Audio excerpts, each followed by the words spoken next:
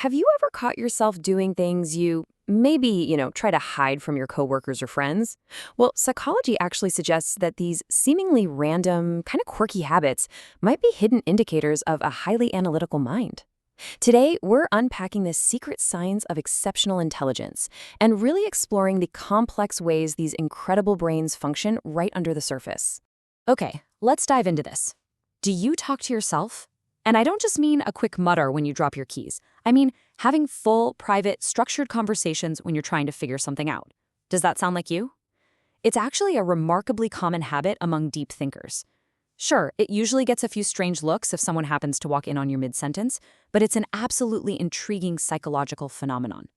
You see, society often views out loud thinking as strange or maybe even a sign of instability.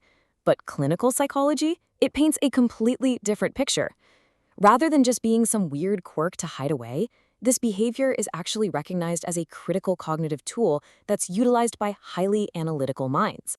This out loud thinking has a name. It's known as verbal processing. Basically, it's the act of externalizing your internal dialogue so you can manipulate variables a whole lot more easily. By literally turning thoughts into spoken words, analytical folks are able to sort information and strengthen their focus in real time. It's like sweeping away the mental clutter so you can zero in on the absolute core of a problem. And the result? Much sharper decision-making. Let's move to and see how this builds, because this need to manipulate variables stems directly from another fascinating trait: cognitive complexity. A cognitively complex mind naturally explores multiple perspectives. It's instantly generating this massive web of interconnected outcomes and variables that a lot of people just completely overlook. It's not just seeing a simple path from A to B, right? It's about mapping the entire terrain. Now, to an outsider, all this deep analysis can look a whole lot like hesitation or even anxiety. But I promise you, it isn't fear. What's really happening under the hood is rapid data gathering and advanced simulation. Your brain is actively running simulations of different outcomes just to ensure the absolute best possible result.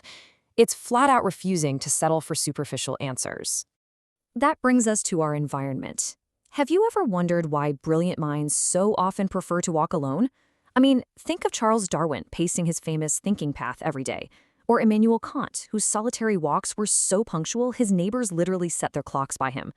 Well, there's a profound psychological reason why highly intelligent people are so strongly drawn to solitary movement. There is actually a psychological three-step process at play here. First up, movement directly stimulates creativity. It enhances blood flow and helps break through those incredibly stubborn mental blocks. Second, solitude removes interruptions, which preserves that vital, uninterrupted bandwidth a complex mind so desperately needs.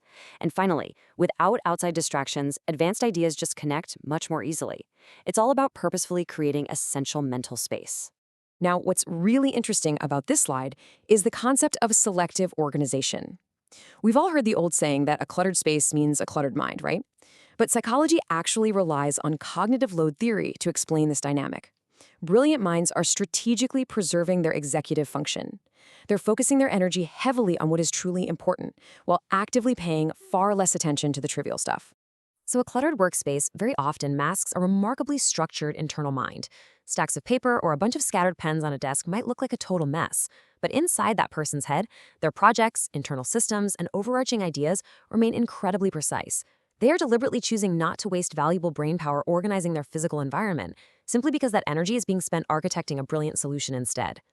This strategic use of mental energy also completely dictates how analytical minds engage with the world at large, very often through intense periods of curiosity. Highly intelligent individuals will just become completely absorbed in a highly specific topic. They dive straight down the rabbit hole to learn absolutely everything they possibly can, right before quickly moving on to a totally new obsession. So the crucial point is, they're not being random. They're following their curiosity. The underlying mechanism here is the brain's dopamine-driven reward system. For a highly analytical mind, the sheer act of discovery is, quite literally, neurologically satisfying.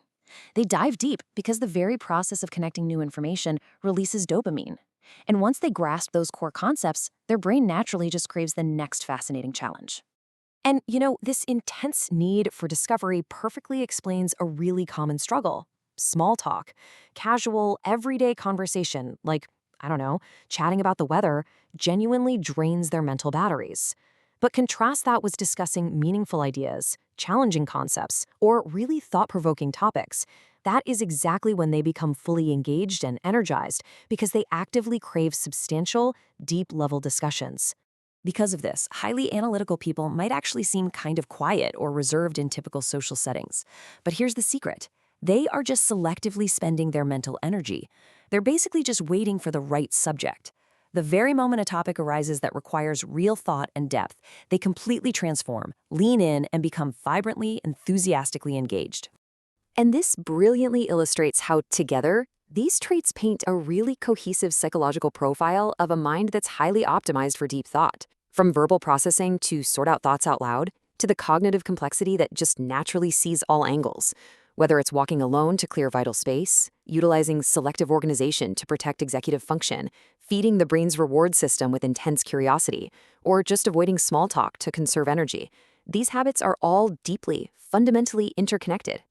So if you recognize these habits in yourself, rest assured your complex mind isn't strange at all, it's a massive advantage. And I want to leave you with this provocative thought today. If society has spent decades mislabeling these profound analytical traits as simply strange or messy, what other signs of everyday brilliance are we completely ignoring in the people around us? Think about that for a bit. Don't forget to subscribe so you don't miss out on more surprising hidden psychology. Keep learning, and I'll see you in the next explainer.